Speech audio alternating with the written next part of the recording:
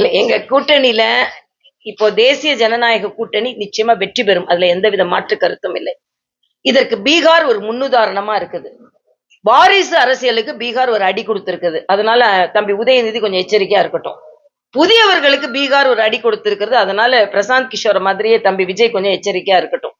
தேசிய ஜனநாயக கூட்டணி டபுள் இன்ஜின் கவர்மெண்ட் இருந்தா நமக்கு நல்லது நடக்கும்னு மக்கள் வாக்களிக்கிறார்கள்.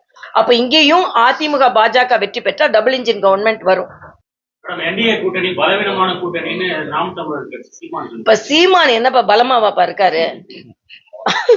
அவர் தனியா நின்று சத்தம் போட்டுக்கிட்டு தேசிய ஜனநாயக கூட்டணி பலவீனமா இருக்குன்னு எதை வச்சு கண்டுபிடிக்கிறாரு நான் கேக்குறேன். தேசிய ஜனநாயக கூட்டணி தானே பீகார்ல வெற்றி பெற்றது.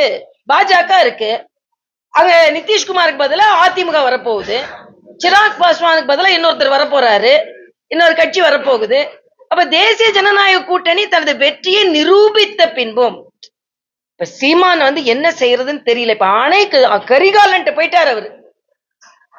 கருணாநிதியை தாண்டி கரிகாலன்ட்டு போயிட்டாரு.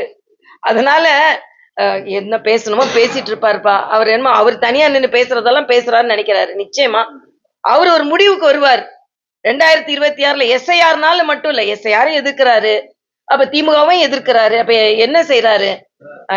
சீமான் கொஞ்சம் வசனம் பேசிக்கொண்டு இருக்கட்டும், நமக்கு அதை பத்தி கவலை. எந்த தாக்கத்தையும் ஏற்படுத்த போதில்ல, மற்றவர்களை தாக்கட்டுமே.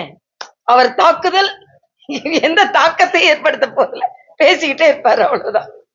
நல்ல பேச்சாளர், அதுல சந்தேகமே இல்ல. டிடிவி தினகரன் சொல்றாரு, வர 2026 எலெக்ஷன்ல திமுகக்கும் தாவேகாவுக்கும் தான் போட்டின்னு. இல்ல அப்படி சொல்றது அவரு சார்ந்திருந்த கட்சிக்கோ மேடம் ஜெயலலிதாக்கோ அது நன்மை பயக்குமா அப்படின்றத அவரை சிந்திக்கணும்னு நான் தாழ்மையா வேண்டி கேட்டுக்கொள்கிறேன்.